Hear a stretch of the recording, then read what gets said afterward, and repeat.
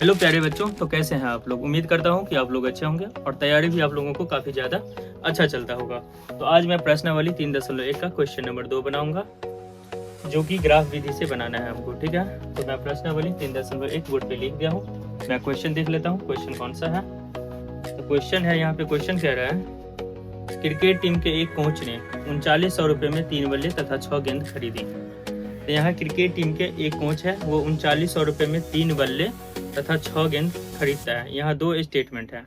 यहाँ फिर बाद में कह रहा है, बाद में उसने एक और बल्ला तथा उसी प्रकार की 2 गेंद 1300 रुपये में खरीदी। इस स्थिति को बीज गणितीय तथा ज्यामितीय रूपों में व्यक्त कीजिए। तो देखो मैं कैसे बनाता हूँ।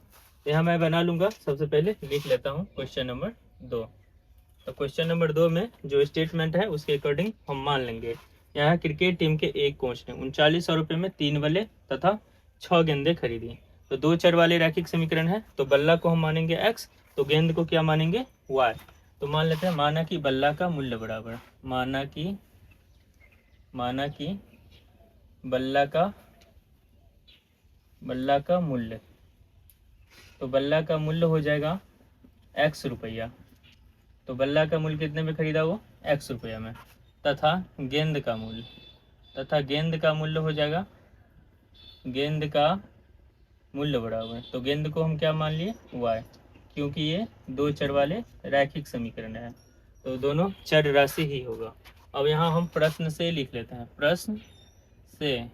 तो प्रश्न से लिखने के बाद कहता है यहाँ पर 3 बल्ले, तो बल्ला को हम x माने हैं, तो 3 से गुना करेंगे तो 3x, अब प्लस में गेंद कितना खरीदा, यहाँ है 6 गेंद खरीदी, तो 6 को y से गुना करेंगे तो 6y, और ये रुपया कितना दिया, 3 बल्ला और 6 गेंद दोनों को मिला के कितना रुपया दिया, 3900। तो यहाँ 3 से ये भी कट रहा है, ये भी कट रहा है, और 3900 भी 3 से कट रहा है, तो 3 कॉमन ले लो। तो देखो यहाँ से हम 3 निकाल लेते हैं, तो 3 निकल गया, तो कितना बच गया यहाँ पे x, और 3 से जो 6 में हम भाग लगाएंगे तो 6 3 कान में कितने बार में आता है, 2 बार में, 3 दूना 6, और यहाँ पर देखो 3900 और भागा में कितना देंगे 3, 3 से हम काट देंगे, तो यहाँ आ जाएगा x प्लस 2y बराबर 13 तिया 39, 1300 बार में कट गया, ये समीकरण 1 हो जाएगा। ठीक है, अब दूसरा स्टेटमेंट हम देख लेते हैं। दूसरा स्टेटमेंट क्या कह रहा है, कहता है बाद में उसने एक और बल्ला, मतलब एक बल्ला खरीदा। तो इसी प्रकार यहाँ लिख लेते हैं, इसी प्रकार एक बल्ला, तो एक को नहीं लिखा जाएगा, एक के लिए सिर्फ x है, तो मान लो x बल्ला, और उसके बाद जो है यहाँ पर एक बल्ला तथा उसी प्रकार के 2 गेंद खरीदी, तो 2 को गेंद का मूल्य y था, तो 2 से y को गुना हुआ, तो x प्लस 2y बराबर 1300 रुपया। देखो देखने से लग रहा है कि ये दोनों समीकरण क्या है, बराबर है, दोनों समीकरण क्या है, बराबर है। तो इसका जो ग्राफ जो बनेगा ना, तो अनगिनत हल होगा इसका, क्योंकि सभी x से x और 2y से 2y और ये 1300 से 1300 कट जाएगा, तो इसका अनगिनत हल होगा, क्योंकि दोनों समीकरण बराबर है। इसका हल क्या होगा, अनगिनत होगा। तो किसी एक समीकरण का हम मान सारणी बना लेंगे, तो वो दोनों समीकरण का मान सारणी हो जाएगा। तो हमको ग्राफ विधि से बनाना है, तो यहाँ मान सारणी बना लेते हैं। ऊपर में हम लिख देंगे मान सारणी समीकरण 1 तथा 2, या सीधे लिख सकते हो मान सारणी समीकरण 1। तो मान सारणी समीकरण 1, तो समीकरण 1 का मान सारणी जो हम बनाएंगे, तो यहाँ पर देख लो मान सारणी हम कैसे बनाते हैं। तो ये x हो गया और ये y हो गया, और ये x, y हो जाएगा। अब यहाँ जो है हम मान रखेंगे। तो बताओ ये अनगिनत हल है, तो अनगिनत हल होने के लिए हम मान कुछ भी रख सकते हैं, अपना मन से कुछ भी रखेंगे। तो चलो हम 50 का पहाड़ा रख लेते हैं। क्यों 50 का पहाड़ा रख रहे हैं, क्योंकि यहाँ पर जो है ना 1300 है, 1300 में है, तो या तो ऐसे भी रख सकते हैं, यहाँ x का मान 100 200 300 करके रख सकते हैं, या तो सीधे हम 50 का पहाड़ा भी रख सकते हैं। तो चलो हम x का मान यहाँ 100 रख लिए, और यहाँ पर क्या रख लिए 200, और यहाँ क्या रख लिए 300।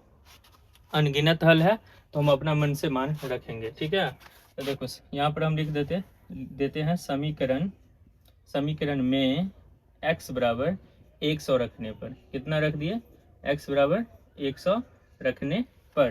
तो समीकरण में हम x बराबर 100 रखेंगे, तो चलो x के स्थान पर 100 रख लिए, प्लस 2y बराबर 1300 हो गया।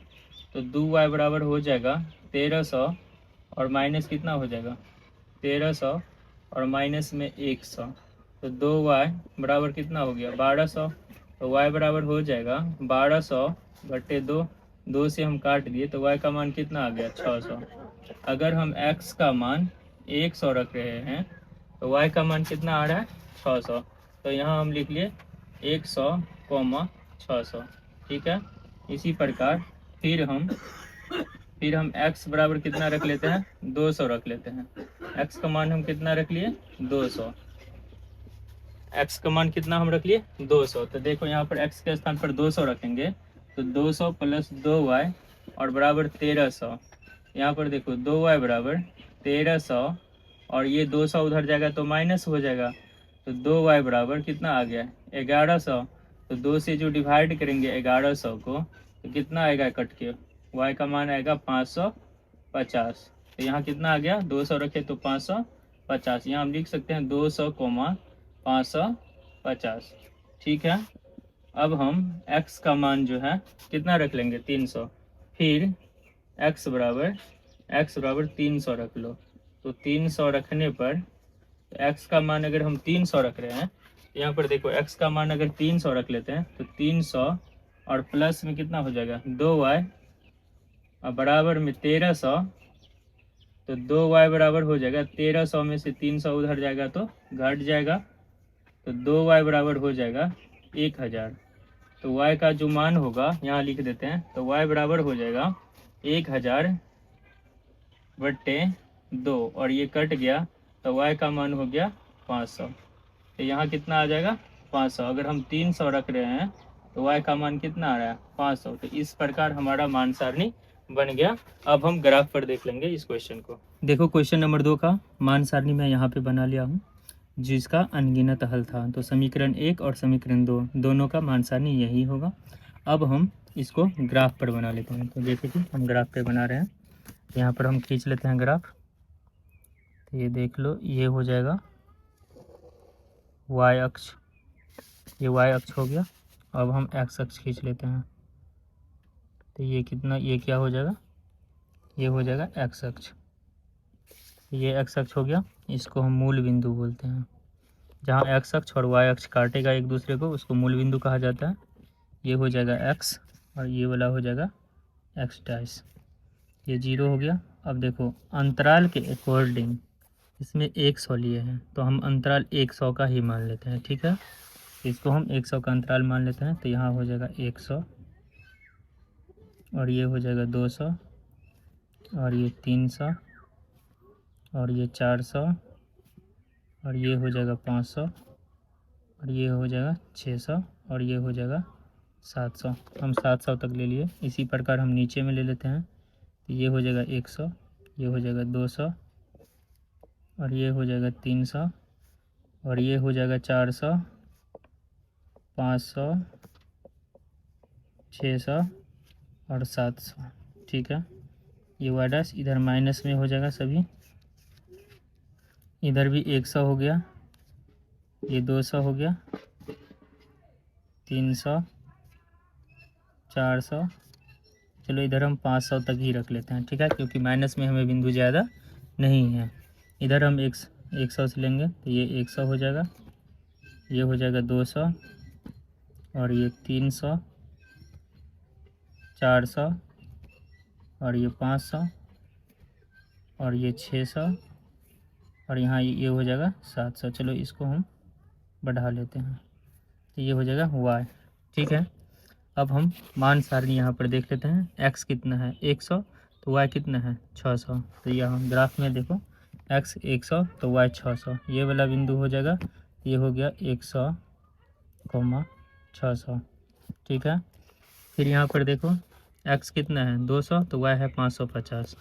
तो x ये 200 हो जाएगा तो 550 500 और 600 के बीच का होगा। तो ये कितना हो जाएगा 200 के ठीक सामने। यहाँ पे हो जाएगा 200, 550। ठीक है। अब यहाँ पर देखो मान सारणी में है x 300 तो y हो जाएगा 500। यहाँ पर देखो x ये 300 है तो y हो जाएगा 500।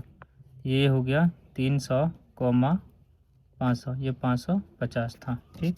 अब इस तीनों बिंदु को हम ऐसे मिला लेंगे। ठीक है। तो हम इस प्रकार से मिलाकर रेखा खींच दिए। इस रेखा को हम एरो से इंडिकेट कर देते हैं और इसका नाम दे देते हैं। तो दोनों समीकरण तो बराबर ही था, तो जब दोनों समीकरण बराबर ही था तो इस समीकरण का नाम था x प्लस 2y और बराबर 1300। तो यहाँ पर हम लिख लेते हैं अपरिमित